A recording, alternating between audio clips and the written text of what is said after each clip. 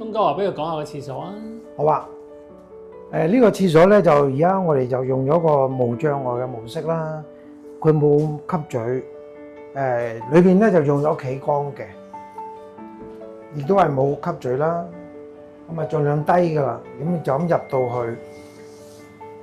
哇，好低喎呢個。係啊，咁咧就呢個擋水咧有幾個巧妙喺裏邊嘅，一個就後邊啦，磁吸啦，呢個都係最基本嘅。反而呢一條咧有少少特殊嘅，你可以入嚟睇啊。咁點樣樣咧？就佢除咗個後邊擋水之外咧，佢話底都有擋水，佢係兩條擋水嘅。哦，係啦，所以咧就唔怕咁啲水飛咗出去。點樣去水啊？呢個去水咧就呢個位係坑位咧就高位啦。係透過兩側跟住向住嗰邊咁去水嘅。純水喺中間嘅，有冇咩特別咧？呢個去水位？呢個去水就呢個去水等佢咧就養到啲水啦。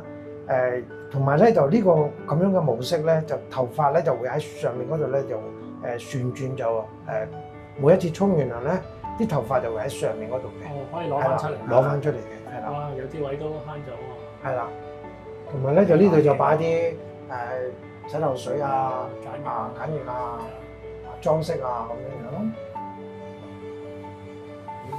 呢度全個廁所都用雲石喎，係咪啊？你啱咗一半。咦係？係呢啲台面咧就係啦，呢個雲石，係啦，呢個位都係雲石。哦。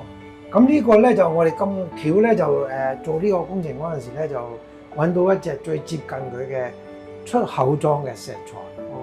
係啦，咁就出口裝同平時嗰啲優等品有咩唔同咧？就佢硬啲啦，佢通透啲嘅，佢比較清啲嘅，零舍清啲嘅。哦。同埋佢紋理亦都好靚啦。你都夾得好準喎。係啊，同埋今一次咧就用咗個比較大啲尺寸嘅600.2米嘅，咁成個廁所咧就得幾條罅嘅啫，係啦，咁啊唔使清潔得咁辛苦咯，罅越多就越需要清潔。呢個有個櫃桶喎，有個櫃。係啦，呢個係個櫃桶嚟嘅，咁呢個咧比較深啲啦，咁咧就個客咧就話未諗到究竟想點樣擺啲嘢嘅，因為有陣時有啲高身樽裝啊嗰啲咁啊，咁變咗唔使污底咁低咁去攞嘛，係啦。咦，我見到發現到有窿，有個窿嘅，係啦。呢個窿有咩作用咧？就當每一次呢個櫃桶開生嘅時候咧，就會有一種風箱效應，係啦，咁樣。咁裏邊都就因為呢個底板咧。就同個底板櫃桶底板同個底板咧有個一段距離，咁樣會有啲空氣啦，咁就裏邊咧就唔會濕。哦，係啦，就會容易乾啲。係啦，容易乾啲，咁就唔會養曱甴。喂，但係調翻轉啲曱甴會走入嚟喎，經過位。係，但係點解會養曱甴咧？就係因為裏邊濕，同埋咧就唔透氣，佢哋就會最中意啲咁嘅環境。但係而家咁樣樣咧，每一次開山嘅時候咧就。好似風箱效應咧，就將裏邊啲空氣咧就逼咗出去，所以裏邊咧就保持乾爽嘅，相對會乾爽啲。係啦，係啦，係啦，就係咁樣嘅。係積流上用嘅方法。係啦。個馬桶咧有冇咩特別啊？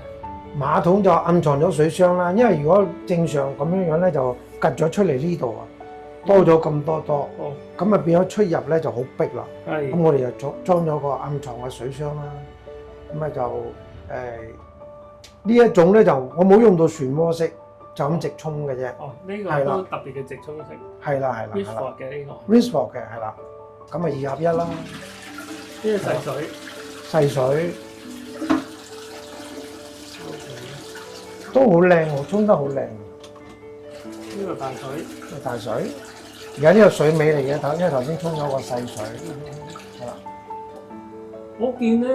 你個櫃咧係有啲特別嘅喎。係啊，咁呢個款式上咧就佢不鏽鋼電鍍咗嘅框啦，跟住就呢度就擺啲飾物啊咁樣樣，係啦。呢度暖暖地喎。係啊，我哋做咗個防霧嘅。唔係好深。係啊。點解唔追平？係原先我哋都諗住咧，就幫個客咧就做深啲嘅，咁就等佢裏邊空間可以攞到盡啦，咁樣，因為個客都算高大，咁啊變咗咧就如果呢個做深咗嘅話咧，就變咗出咗嚟有少壓迫感。哦，咁你選擇咗。係啦，我哋同佢一齊商量咗之後咧，佢就話啊，不如縮翻好啦咁樣。哇，好舒服，好似酒店式嘅一個廁所。